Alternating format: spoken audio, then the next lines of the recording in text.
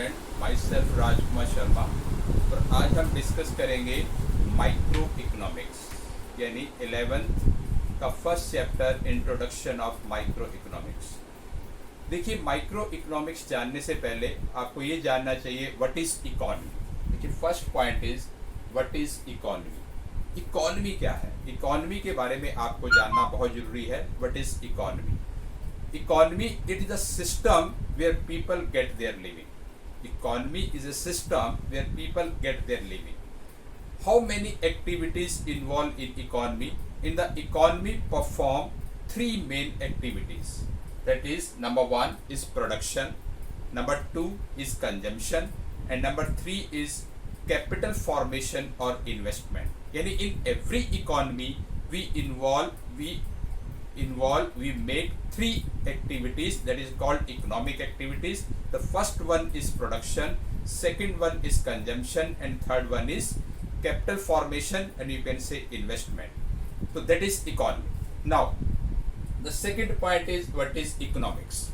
Economics क्या है? देखिए, इकोनॉमी के बारे में हमने स्टडी किया है। इकोनॉमी क्या है, उसकी एक्टिविटीज़ के बारे में हमने स्टडी किया है, उसमें कौन कौन सी एक्टिविटी होती है। अब हम इकोनॉमिक्स के बारे में स्टडी करेंगे कि इकोनॉमिक्स क्या है, इकोनॉमिक्स की हमें क्यों ज़रूरत है, क्यों हम इकोनॉमिक्स चाहते हैं। देखिए, जैसे एक सिनेमा हॉल में आप जाते हैं पिक्चर देखने, तो वहाँ आपका एक पर्पज़ है कि आप वहाँ पे मूवी देखने गए हैं। किसी रेस्टोरेंट में जाते हैं तो वहाँ आपका एक पर्पज़ है कि किसी रेस्टोरेंट में आप गए हैं खाना खाने के लिए। खाना आप जो मर्जी खाएं, लेकिन रेस्टोरेंट क्यों गए हैं? आप कोई खाना खाने के लिए गए हैं। जैसे स्कूल है, स्कूल में आप गए हैं तो स्कूल में अगर किसी बच्चे को आप लेके गए हैं, किसी बच्चे का एडमिशन अगर स्कूल में कराया है तो नेचुरली उसको पढ़ाई के लिए, पढ़ने के लिए कराया है। तो ऐसे ही इकोनॉमिक्स के अंदर है कि economics enable us understand the different aspect of economy. यानी economics enable us to study the different aspect of the economy. Economy के डिफरेंट एस्पेक्ट को स्टडी करने में हमें इकोनॉमिक्स जो है वो काम आती है। अब देखिए, सबसे इंपॉर्टेंट चीज यहाँ पे जो अराइज होती है that is economic problem. Economic problem क्या है हमारी कंट्रीज में? हमारी कंट्रीज में थ्री टाइप की इकोनॉमिक प्रॉब्लम है जो हमेशा रहती हैं और होंगी और हमेशा रहेंगी। Three economic problem. देखिए, सबसे पहली इकोनॉमिक प्रॉब्लम क्या है आपकी? Unlimited want. Unlimited want is the first economic problem. अब अनलिमिटेड वांट का मतलब क्या हुआ कि देखिए, ह्यूमन बीइंग की जो वांट है वो अनलिमिटेड है। एक सेटिस्फाई होती है तो दूसरी अराइज हो जाती है। तो अनलिमिटेड वांट की वजह से क्या बनाया जाए, कितना बनाया जाए, कितना प्रोडक्शन किया जाए, किस डिमांड के लिए किया जाए, कौन सी डिमांड पूरी करनी है। तो जब वांट ही अनलिमिटेड है, एक सेटिस्फाई होती है, दूसरी अराइज हो जाती है। तो जब वांट अनलिमिटेड है, that is the main economic problem हमारी कंट्रीज में। उसके बाद नंबर टू है आपका लिमिटेड रिसोर्सेज। देखिए, सेकंड इकोनॉमिक प्रॉब्लम है आपकी लिमिटेड रिसोर्सेज। जब रिसोर्सेज ही हमारे पास लिमिटेड हैं तो बहुत बड़ी प्रॉब्लम है। अब रिसोर्सेज क्या होते हैं? Resources are the factors of production. अब फैक्टर ऑफ प्रोडक्शन क्या होते हैं? जैसे लैंड है, लेबर है, कैपिटल है, एंटरप्रेन्योर है। देखिए, लैंड है, लैंड इसलिए हमें जरूरी है कि लैंड पे कहीं ना कहीं हम फैक्ट्री लगाएंगे तभी प्रोडक्शन होगा। लेबर, फैक्ट्री में हमें लेबर चाहिएगी। कैपिटल, बिना पैसे के हम काम नहीं कर सकते। एंटरप्रेन्योर यानी मालिक तो चाहिए। तो ये चार चीजें हैं किसी भी कमोडिटी का प्रोडक्शन करने के लिए: land, labour, capital and entrepreneur. और ये चारों चीजें आपके सोर्स कहलाते हैं, मीन्स कहलाते हैं, लेकिन ये हमारे पास लिमिटेड है। अब लिमिटेड होने की वजह से क्या है कि कहाँ पे हम इनको यूज करें, कहाँ पे कम यूज करें, कहाँ पे ज़्यादा यूज करें, तो ये सबसे बड़ी प्रॉब्लम रहती है। जैसे कैपिटल है, उसकी भी शॉर्टेज है, जो आपका लेबर है उसकी भी शॉर्टेज है, लैंड की भी शॉर्टेज है। तो ये भी सेकंड एक पॉइंट है, रीजन है इकोनॉमिक प्रॉब्लम का। और थर्ड जो है इकोनॉमिक प्रॉब्लम है आपकी अल्टरनेटिव यूज ऑफ रिसोर्सेज। देखिए, ऑलरेडी दो प्रॉब्लम इकोनॉमी के अंदर है। पहली है आपकी अनलिमिटेड वांट, दूसरी है लिमिटेड रिसोर्सेज, और एक तीसरी जो इकोनॉमिक प्रॉब्लम है कि जो रिसोर्सेज हैं उनका भी अल्टरनेटिव यूज है।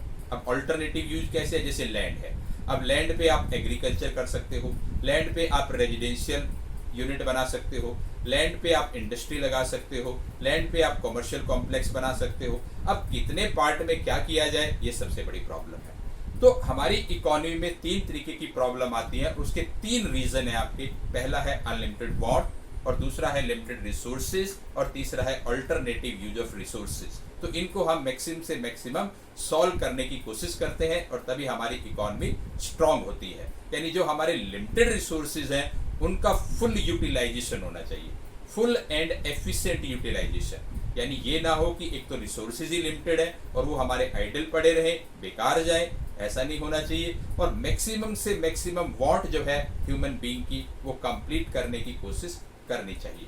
तो ये है हमारी इकोनॉमिक प्रॉब्लम। अब देखिए नेक्स्ट पॉइंट आपका है what is micro economics and what is macro economics. अब माइक्रो इकोनॉमिक्स क्या होती है? Micro economics is that economic theory which study the behavior of individual unit. Microeconomics study the economic theory which study the behavior of individual unit. यानी एक individual unit के बारे में जो स्टडी करती है वो आपकी माइक्रो है। जैसे डिमांड ऑफ इंडिविजुअल, एक पर्सन की demand, supply of a firm, एक फर्म की सप्लाई, यानी इंडिविजुअली जब आप स्टडी करते हैं वो आपकी माइक्रो इकोनॉमिक्स होती है। और मैक्रो इकोनॉमिक्स क्या है आपकी? मैक्रो इकोनॉमिक्स है it is that economic theory which study the behaviour of economy as a whole. पूरी इकोनॉमी के बारे में जब हम स्टडी करते हैं वो होती है हमारी मैक्रो इकोनॉमिक्स। जैसे एग्रीगेट डिमांड यानी पूरी कंट्री की डिमांड, एग्रीगेट सप्लाई पूरी कंट्री की सप्लाई, नेशनल इनकम पूरी कंट्री की नेशनल इनकम। और उसके बाद माइक्रो और मैक्रो में आप ऐसे भी डिफरेंस लगा सकते हैं। देखिए माइक्रो को हम प्राइस थ्योरी भी कहते हैं, माइक्रो को हम प्राइस थ्योरी भी कहते हैं, और मैक्रो को हम इनकम एंड एम्प्लॉयमेंट थ्योरी भी कहते हैं, क्योंकि वो इनकम एंड एम्प्लॉयमेंट को ज़्यादा कंसीडर करती है। और माइक्रो जो है हमारी वो प्राइस कैसे डिटरमाइन होगी, प्राइस कैसे फिक्स होगी, उसके बारे में स्टडी किया जाता है। तो ये है हमारा difference micro and macro economics में। अब देखिए 11th जो है 11th स्टैंडर्ड, उसमें आपका माइक्रो चलेगा 50 मार्क्स का, बाकी अदर 50 मार्क्स स्टेटिस्टिक्स है। लेकिन 12th के अंदर आप मैक्रो इकोनॉमिक्स पढ़ेंगे और उसके साथ आप पढ़ेंगे इंडियन इकोनॉमी। तो अभी हम 11th का पार्ट डिस्कस कर रहे हैं जिसमें माइक्रो इकोनॉमिक्स। अब देखिए नेक्स्ट पॉइंट इसमें हम स्टार्ट करेंगे, इंट्रोड्यूस करेंगे, that is central problem of an economy. एक इकोनॉमी की सेंट्रल प्रॉब्लम क्या है? There are 3 central problem of an economy. एक इकोनॉमी में 3 सेंट्रल प्रॉब्लम होती है। सबसे पहली प्रॉब्लम है आपकी what to produce and in what quantity. What to produce and in one quantity, क्या प्रोड्यूस किया जाए और कितना प्रोड्यूस किया जाए। देखिए व्हाट टू प्रोड्यूस से मतलब क्या है कि हम सिविल गुड्स भी बना सकते हैं, हम डिफेंस यानी वॉर गुड्स भी बना सकते हैं। तो कितनी सिविल गुड्स बनाई जाए, कितनी डिफेंस के लिए बनाई जाए, कितनी नॉर्मल गुड्स बनाई जाए, ये सबसे बड़ी प्रॉब्लम है कि व्हाट टू प्रोड्यूस, क्या बनाया जाए और कितनी क्वांटिटी में बनाया जाए। तो सबसे पहली सेंट्रल प्रॉब्लम आपकी ये आती है। उसके बाद है दूसरी, अब हमने ये डिसाइड कर लिया कि क्या बनाना है, कितना बनाना है, ये हम डिसाइड कर चुके हैं। तो सेकंड इकोनॉमिक सेंट्रल प्रॉब्लम आपके सामने आती है, that is how to produce, कैसे इसको प्रोड्यूस किया जाए।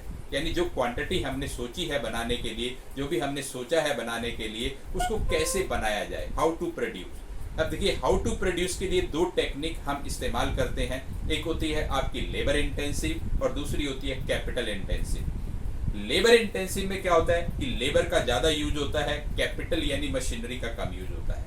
लेकिन कैपिटल इंटेंसिव में क्या है कि मशीनरी का ज़्यादा यूज होता है, लेबर का कम यूज होता है। अब दोनों टेक्निक में से कोई एक टेक्निक आप चूज करेंगे और जो आपको रिजनेबल चीपेस्ट आपको पड़ेगी वही टेक्निक आप यूज करेंगे, क्योंकि उसके अकॉर्डिंग आप प्रोडक्शन करेंगे तो आप प्रोडक्शन की जो कॉस्ट है वो चीपेस्ट रहेगी और आपको प्रॉफिटेबल रहेगा।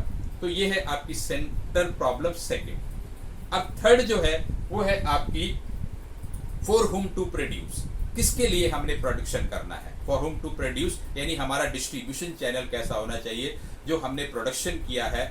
जो देखिए पहली आपकी सेंट्रल प्रॉब्लम थी what to produce in what quantity, वो हमने देख ली।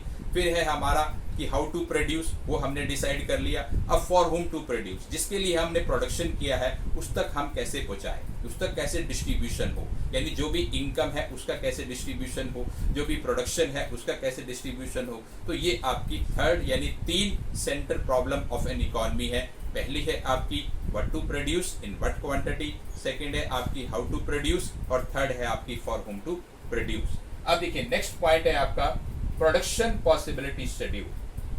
प्रोडक्शन पॉसिबिलिटी शेड्यूल क्या होता है?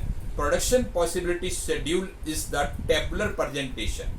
It is a tabular presentation of the different combinations of two commodity. Different combination of two commodity which can be produced at given level of resources. यानी जितने हमारे पास resources हैं उसमें हम दो कमोडिटी के कितने कॉम्बिनेशंस बना सकते हैं प्रोडक्शन में, यानी कितना हम गुड्स एक्स को प्रोड्यूस कर सकते हैं, कितना गुड्स वाई को प्रोड्यूस कर सकते हैं. हम अगर अपनी इकोनॉमी में दो कमोडिटी हम प्रोड्यूस करना चाहते हैं तो कितनी एक्स की प्रोड्यूस करें, कितनी वाई की प्रोड्यूस करें, अपने गिवन रिसोर्सेज को देखते हुए उसका एक हम टेबल बना लेते हैं, कुछ कॉम्बिनेशंस बना लेते हैं. That is called production possibility schedule.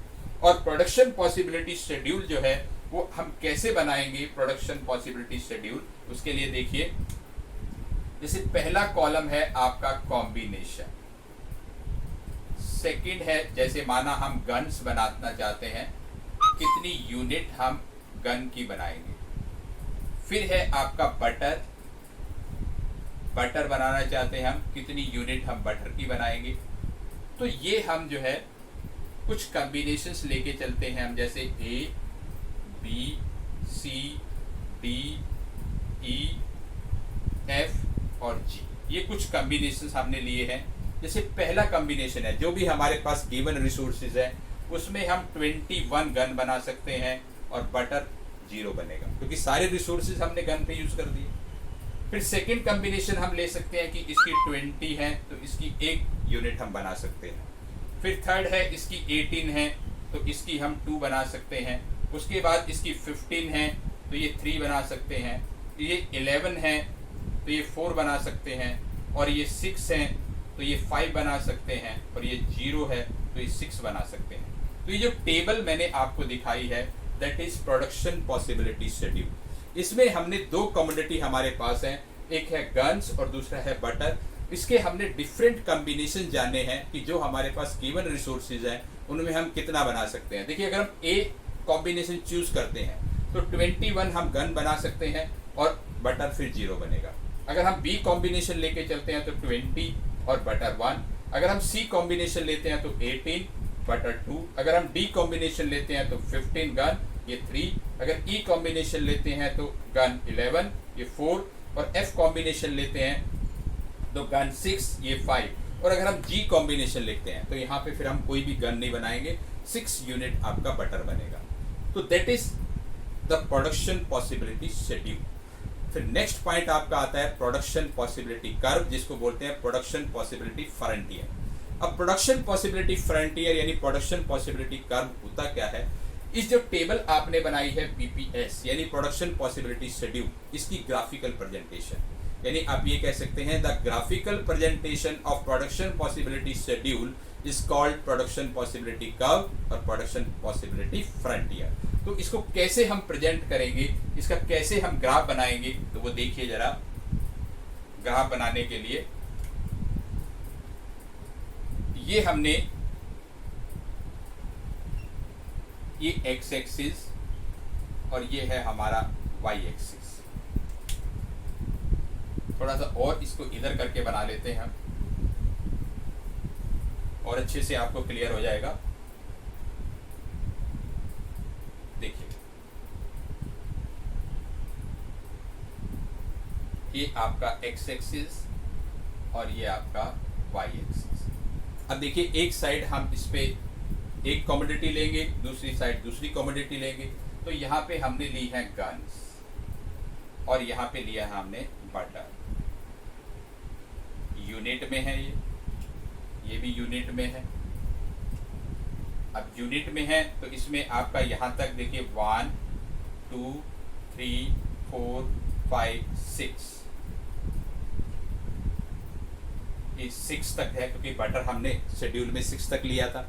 और इधर हमारा जाएगा 21 तक. तो इसमें हम गैप ले लेते हैं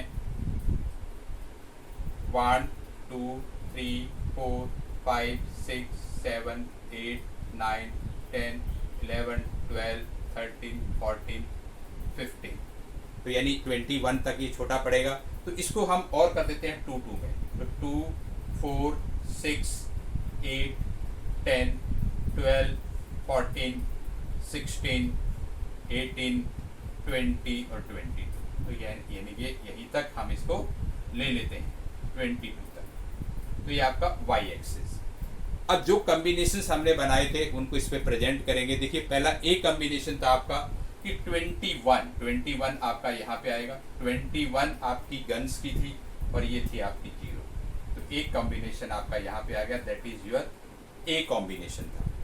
अब बी कॉम्बिनेशन में क्या था कि ये था आपका 20 और ये था आपका 1, यानी ये कॉम्बिनेशन आपका करीबन यहाँ पे आएगा 20 और 1। तो यहाँ पे आ गया आपका बी कॉम्बिनेशन। उसके बाद सी कॉम्बिनेशन हमने लिया था 18 और 2। 18 आपका ये है और 2 आपका ये है, तो यानी करीबन आपका यहाँ पे आएगा, ये आएगा आपका सी कॉम्बिनेशन। उसके बाद है डी कॉम्बिनेशन 15 और 3। 15 आपका यहाँ पे है और 3 आपका यहाँ पे है, तो 15 और 3 ये आपका डी कॉम्बिनेशन हो गया।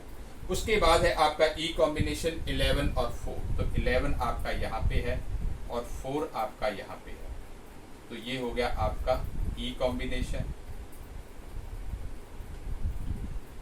उसके बाद है आपका एफ है 6 और 5। तो ये 6 है और ये आपका 5 है, तो करीबन यहाँ पे आपका ये आ गया एफ कॉम्बिनेशन। और लास्ट कॉम्बिनेशन क्या है कि ये 0 है और ये आपका 6 है, तो एक कॉम्बिनेशन आपका यहाँ पे आ गया, that is your G combination. अब इनको हम मिला देंगे तो ये बन जाएगा हमारा production possibility curve. Production possibility curve यानी production possibility frontier you can say. तो ये हमारा बन गया प्रोडक्शन पॉसिबिलिटी कर्व। तो ये हमेशा कॉनकेव टू द ओरिजिन होता है। देखिए ओरिजिन की तरफ झुका हुआ है, तो कॉनकेव टू द ओरिजिन। अब देखिए नेक्स्ट पॉइंट हम इसमें डिस्कस करेंगे एजम्पशंस ऑफ पीपीसी, यानी पीपीसी की एजम्पशंस क्या हैं। Assumptions of PPC. देखिए एजम्पशंस क्या होता है। एजम्पशंस होती है कि हमें कुछ मान के चलना है, तभी आपका पीपीसी कब बनेगा, पीपीएस बनेगा, अदरवाइज नहीं बनेगा। देखिए हम घर से निकलते हैं तो ये सोच के निकलते हैं कि आज बारिश नहीं होगी। बारिश नहीं होगी तो हम छाता लेके नहीं निकलते, लेकिन अगर हम घर से ये सोच के चलें कि आज बारिश होगी तो घर से छाता लेके चलेंगे। क्योंकि आप कोई भी काम अगर करोगे तो विदाउट एजम्पशन आप कोई भी काम नहीं करते हो, यानी आप दिमाग में सोच के चलते हो कि क्या होगा, उसके अकॉर्डिंग आप अपनी एक्टिविटीज बनाते हो। सेम यहाँ पे है कि पीपीसी बनाने के लिए आपको कुछ एजम्पशंस लेनी होगी। देखिए इसमें कुछ एजम्पशंस हैं। पहली क्या है आपकी कि पहली है आपकी सबसे पहली इसमें कि 2 कमोडिटी होनी चाहिए, 2 से ज़्यादा नहीं होनी चाहिए। जैसे A and B 2 commodity, X and Y 2 commodity, gun और बटर जैसे हमने लिया था। तो यानी 2 ही कमोडिटी इसमें एप्लीकेबल रहेंगी, 2 से ज़्यादा नहीं रहेंगी, क्योंकि उसमें कम्बिनेशन नहीं बन पाएंगे। तो there must be 2 commodity, 2 commodity होनी चाहिए। दूसरा है आपका कि रिसोर्सेज जो हैं वो आपके नो चेंज, रिसोर्सेज में कोई चेंज नहीं आना चाहिए। जो रिसोर्सेज आप यूज कर रहे हैं वही सब में रहें। ये नहीं कि ए कॉम्बिनेशन में आपने कुछ और रिसोर्सेज यूज किए, बी कॉम्बिनेशन में कुछ और नहीं। जो रिसोर्सेज आपने लेके चले हैं स्टार्टिंग में, रिसोर्सेज आपके उतने ही रहने चाहिए, रिसोर्सेज आपके फिक्स रहने चाहिए। और तीसरा है आपका कि रिसोर्सेज जो हैं उनका एफिशिएंट और फुल यूटिलाइजेशन होना चाहिए, यानी जो भी रिसोर्सेज आप लेके चले हैं उनका फुल यूटिलाइजेशन रहे, एफिशिएंट यूटिलाइजेशन रहे। और सबसे लास्ट पॉइंट आप 4th इसमें ध्यान रखेंगे कि no change in technology. Technology में भी कोई चेंज नहीं आना चाहिए, यानी जो टेक्निक आप ए कॉम्बिनेशन के लिए यूज कर रहे हैं वही B C D E F जो भी कॉम्बिनेशन आप बनाने जा रहे हैं, तो एवरी कॉम्बिनेशन के लिए टेक्नोलॉजी आपकी सेम रहनी चाहिए।